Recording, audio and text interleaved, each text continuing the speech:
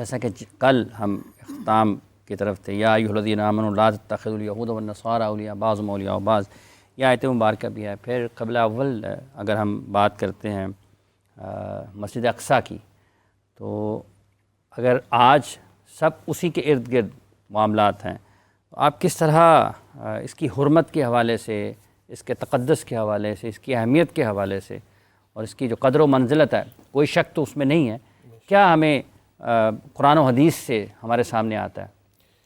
بسم اللہ الرحمن الرحیم، اللہم صلی وسلم وبارک علی سیدنا و مولانا محمد وعلی آلہ وصحبہ وبارک وسلم۔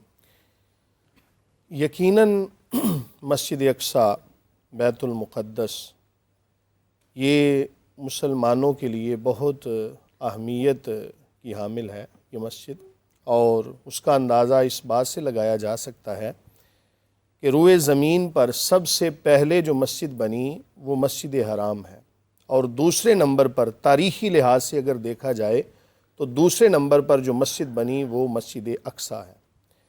اور خالق کائنات نے قرآن مجید فرقان حمید میں اس کا تذکرہ پارہ نمبر 15 کی پہلی آیت میں، جہاں سفر معراج کا تذکرہ ہے، فرمایا کہ لیلا من المسجد الحرام الی المسجد الاقصی الذی بارکنا حولہ، کہ وہ مسجد اقصیٰ کے جس کے ارد گرد ہم نے برکت رکھی ہے۔ سوال یہ پیدا ہوتا ہے کہ مسجد کے اندر تو برکت ہوتی ہے، لیکن یہ کون سی مسجد ہے کہ جس کے اندر تو برکت ہے ہی لیکن اس کے باہر بھی برکتیں ہیں؟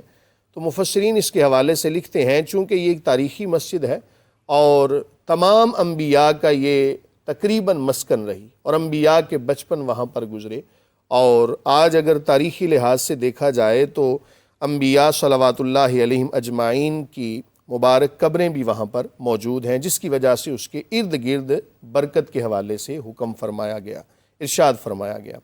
اسی طرح حضور نبی کریم صلی اللہ علیہ وآلہ وسلم آپ ابتداً تقریباً 16 یا 17 ماہ تک مسجد اقصیٰ کی جانب منہ کر کے نماز پڑھتے رہے۔ گو کہ اس کے اندر مفسرین نے کلام بھی کیا کہ اس کی حیت اور شکل یہ ہوتی تھی اس طرف منہ کر کے نماز پڑھنے کی کہ اگر آپ مسجد حرام میں ہیں تو آپ اس انداز میں کھڑے ہوتے تھے کہ چہرہ مسجد یعنی بیت اللہ شریف کی طرف بھی چہرہ ہوتا تھا اور مسجد اقصیٰ کی جانب بھی۔ لیکن بہرحال اس جو ہے وہ حضور نبی کریم صلی اللہ علیہ وآلہ وسلم آپ کا یہ عمل کہ 16 یا 17 مہینے اس کی جانب منہ کر کے نماز پڑھنا، اور پھر جب یہود نے اعتراض کیا تو سرکار دو عالم صلی اللہ علیہ وآلہ وسلم وہ مسجد قبلتین کے اندر جب موجود تھے تو اس وقت تو منہ مبارک جو ہے وہ مسجد اقصیٰ کی جانب ہی تھا۔ اب نماز پڑھنے کے دوران ہی اللہ رب العالمین نے آیات نازل فرمائی، وہ سارا واقعہ معروف ہے۔ تو اس سے پھر حضور نبی کریم صلی اللہ علیہ وآلہ وسلم کا یہ فرمانا کہ 3 مساجد ایسی ہیں کہ جن کی طرف جو ہے وہ سفر کرنا نماز کی نیت سے باعث عبادت ہے، سامان کو باندھنا عبادت ہے، اس طرف جانا عبادت ہے۔ ان میں سے سب سے پہلے مسجد حرام ہے، دوسری مسجد نبوی، فضیلت کے اعتبار سے، تاریخ کے اعتبار سے وہ دوسرے نمبر پر ہے، فضیلت کے اعتبار سے فرمایا سب سے زیادہ مسجد حرام، دوسرے نمبر پر مسجد نبوی شریف، اور تیسرے نمبر پر مسجد اقصیٰ ہے۔ اور ہر دور کے اندر یہ مسلمانوں کا، اب یہ یہاں پر جو لفظ ہم بولتے ہیں نا مسلمان، یہ بھی بات سمجھنے کی ضرورت ہے کہ حضرت سیدنا آدم علیہ السلام سے لے کر حضور نبی کریم صلی اللہ علیہ وآلہ وسلم تک، یعنی آج کے دور تک، جس دور کے اندر بھی جس نبی کا کلمہ پڑھنے والے ان کو مسلمان ہی کہا جاتا ہے، اور ان کا مرکز، ان کی محبتوں کا محور وہ مسجد اقصیٰ رہی ہے۔ حضرت سیدنا فاروق اعظم رضی اللہ تعالیٰ عنہ آپ نے ایک موقع پر وہاں سفر فرمایا، اور جا کے جو حضور نبی کریم صلی اللہ علیہ وآلہ وسلم آپ کی جو معراج کی وہ جو ایک تاریخی جگہ تھی اس کو صاف بھی فرمایا اور اس کی نشاندہی بھی فرمائی، وہاں پر نماز بھی ادا فرمائی۔ کریم آقا علیہ السلام نے معراج کی رات وہاں پر تمام انبیاء کی امامت کروائی، جو کہ اس بات کی طرف اشارہ ہے کہ یہ مسلمانوں کی محبت، یہ مسلمانوں کی محبت جو ہے وہاں پر اس کی کوئی دوسری مثال ہے نہیں۔ ہمیں ڈاکٹر صاحب نے جوائن کیا جی اس وقت، ڈاکٹر سبیہ الاکرام صاحب۔ ڈاکٹر صاحب السلام علیکم۔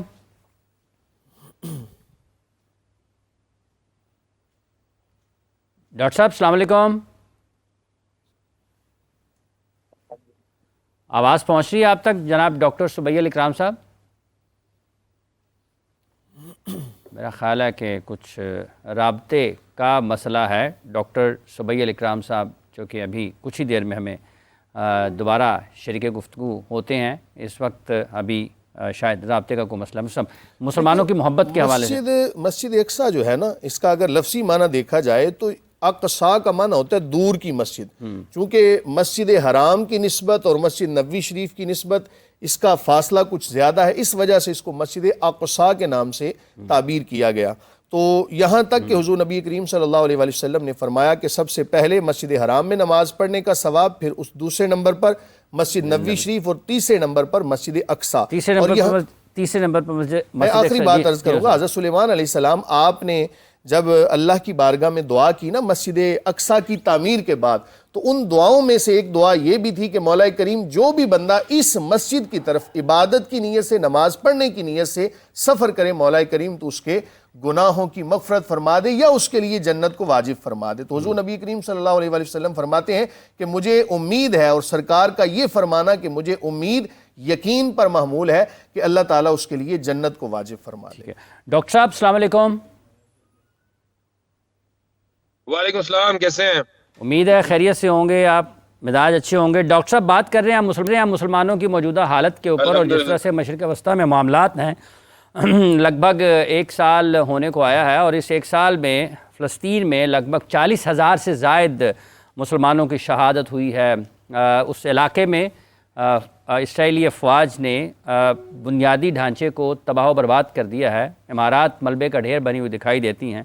خون مسلم اتنا عرضہ ہے کہ شاید 40,000 بچوں کی، جوانوں کی، بزرگوں کی، خواتین کی شہادت بھی ہمیں جھنجھوڑنے میں یا جگانے میں ناکام رہی ہے. ذاکر نائک صاحب بھی پاکستان کے دورے پر ہیں. انہوں نے نیٹو کے طرز پر ایک اتحاد مسلمانوں کو قائم کرنے کی ایک تجویز پیش کی ہے.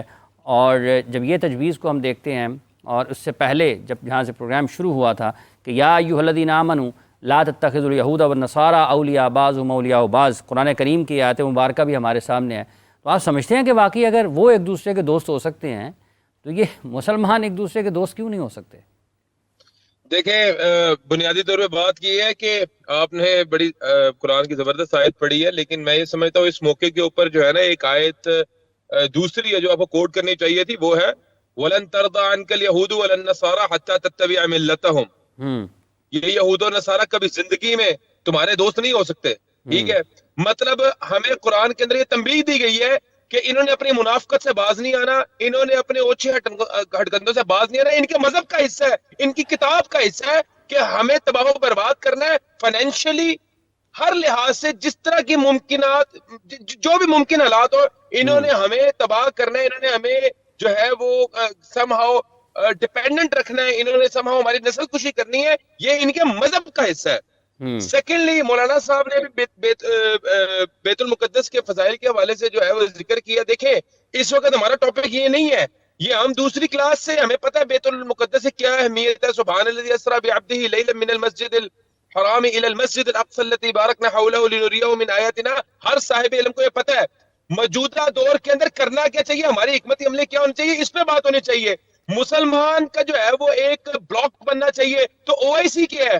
آپ کون سے نئے بلاک کی بات کر رہے ہیں؟ 59 کنٹریز کا ایک بلاک تو آلریڈی ایگزسٹ کرتا ہے جس کے اندر 59 کنٹریز ہیں. مسلمان تو اکانومی میں زیادہ ہے، تعداد میں بھی زیادہ ہے، نیچرل ریسورسز میں بھی زیادہ ہے. مسلمان جو ہے وہ ہر لحاظ سے اللہ تعالیٰ نے ان کو ہر نعمت سے مالا مال کیا ہوا ہے. یہاں تک کہ پوری دنیا ان مسلمان ملکوں پہ اوپر ڈیپینڈنٹ ہے. آئل کی ضرورت ہو تو وہ مسلمان ملکوں کے پاس ہے، سونا ہے تو وہ مسلمان ملکوں کے پاس ہے، نیچرل ریسورسز ہے، چاہے وہ گیس ہو، چاہے وہ تانبے ہو، چاہے وہ کول ہو، ہر چیز جو ہے وہ مسلمانوں کے پاس ہے. اب آپ اس پہ آ جائے. لیکن ڈسکنیکٹ ہو گئے ہیں ڈاکٹر صاحب. لیکن وَاعْتَصِمُوا بِحَبْلِ اللَّهِ جَمِيعًا وَلَا تَفَرَّقُوا بھی تو ہمیں قرآن کریم سے ہی یہ ہدایت اور رہنمائی اور حکم بھی ہے نا. ہمیں اسٹوڈیوز میں جوائن کیا جی قیصر شریف صاحب نے، مرکزی سیکرٹری اطلاعات. ایسی ہے نا جناب جماعت اسلامی کے. بہت بہت شکریہ آپ کا، آپ تشریف لائے. اور آپ تو جماعت اسلامی تو ہفتہ بھی منا رہی ہے میرا خیال 7 تاریخ کو ایک بہت بڑا احتجاج بھی ہے اس سلسلے میں. کس طریقے سے آپ اس موجودہ حالات کا احاطہ کرتے ہیں، جیسے ابھی ذکر کر رہے تھے ڈاکٹر صبیح الاکرام صاحب بھی؟ دیکھیے یہ اس میں کوئی دوسری رائے نہیں ہے کہ اسرائیل جو ہے وہ ایک عالمی دہشت گرد ہے اور اس کو امریکہ کی پوری پشت پناہی حاصل ہے. اس کے علاوہ بھی کئی ممالک ہیں جو اس کو سپورٹ کر رہے ہیں. لیکن یہ تو ایز اے مسلمان جب ہمارے اوپر واضح ہے تو ہمیں تو اپنی دیکھنا ہے کہ ہم اس میں کیا کر رہے ہیں. اور یہ المیہ ہے کہ اس وقت جو مسلم ممالک ہیں ان کی جو حالت اظہار ہے اس ایشو پہ، اس پر جتنا بھی افسوس کیا جائے کم ہے. لیکن افسوس کرنے کے ساتھ ساتھ میرا اور آپ کا کیا کنٹریبیوشن ہے. تو 7 صرف اکتوبر کو ہم افسوس کریں؟ 7 نہیں، میں یہ کہہ رہا ہوں کہ ہمارا جو کنٹریبیوشن ہے ہمیں وہ دیکھنا ہے.